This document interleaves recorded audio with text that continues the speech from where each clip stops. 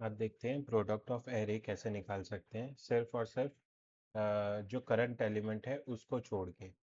उसके अलावा मुझे सबका प्रोडक्ट निकालना है। सपोज मेरे पास एक एरे है 1,2,3,4।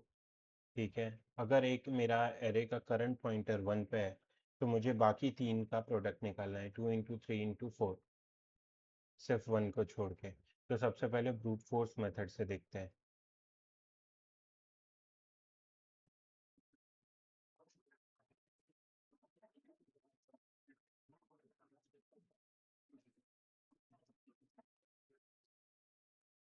प्रोडक्ट ऑफ एरे, एक एरे ले लेंगे पेरेंट्स में। हाँ, तो सबसे ब्रूट फोर्स मेथड में सबसे इजीएस्ट वे ये है कि जो मेरा करंट एलिमेंट है, ठीक है, सपोज मेरा i = 1 है, सॉरी i = 0 है, ठीक है। तो अगर उस स्टेट पे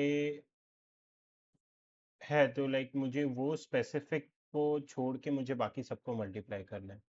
तो इसके अंदर दो लूप आएंगे, एक आई को पकड़ा हमने और फिर लाइक उसका इंटरनल लूप घुमाया, सिर्फ उसको छोड़ के बाकी सबके साथ मल्टीप्लिकेशन किया है। तो इसमें ऐसा कर सकते हैं, पहले तो एक आउटपुट वेरिएबल बना लेते हैं जो कि होगा const output equals to new array. Array का साइज क्या होगा, एरे डॉट लेंथ होगा मेरा एरे का साइज, एरे डॉट लेंथ। ठीक है, ये हो गया। अब उसके बाद फॉर लूप लगाते हैं कि late i = 0, I should be less than array of length i++। ठीक है, अब मुझे इसके अंदर क्या करना है कि स्पेसिफिक एक पॉइंट पे, सपोज आई जीरोथ एलिमेंट अपना है 1, अब उसके लिए मुझे प्रोडक्ट निकालना है, तो 2 × 3 × 4 करेंगे। तो मैं एक और लूँगा loop, for let j = 0, j less than arr.length j++। ठीक है, अब इसमें मुझे ये चेक करना है इफ मेरा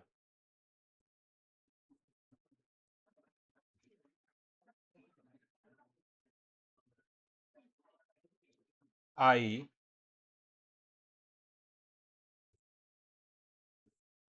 is not equals to j, तो क्या करना, जो भी है उसको इनटू करना। ठीक है, और आउटपुट वेरिएबल में उसको इंसर्ट कर देना है। अब इसमें एक और चीज़ है, मेरे आउटपुट की जो अभी वेरिएबल है ना, मुझे वो भी सेट करना पड़ेगा। Variable in the sense element, उसके अंदर अभी अगर मैं आउटपुट को कंसोल लॉग कराऊंगा तो लाइक वो पूरा एम्प्टी एरे होगा, या तो ज़ीरो होगा या तो गार्बेज वैल्यू होगा। तो हमको क्या करना है कि हमको उसको एक इनिशियलाइज कर देना है कि भाई आउटपुट का जो भी ith वैल्यू है वो 1 से उसको अभी इनिशियलाइज कर दो। तो मैं यहाँ पे ऐसे लिख सकता हूँ, आउटपुट का जो भी ith वैल्यू है, ठीक है, उसको 1 से इनिशियलाइज कर दो, ताकि जो भी मैं 1 से मल्टीप्लाई करूँ वो सिंपली जो एग्जिस्टिंग आंसर है वो आ जाना चाहिए। ठीक है, तो आउटपुट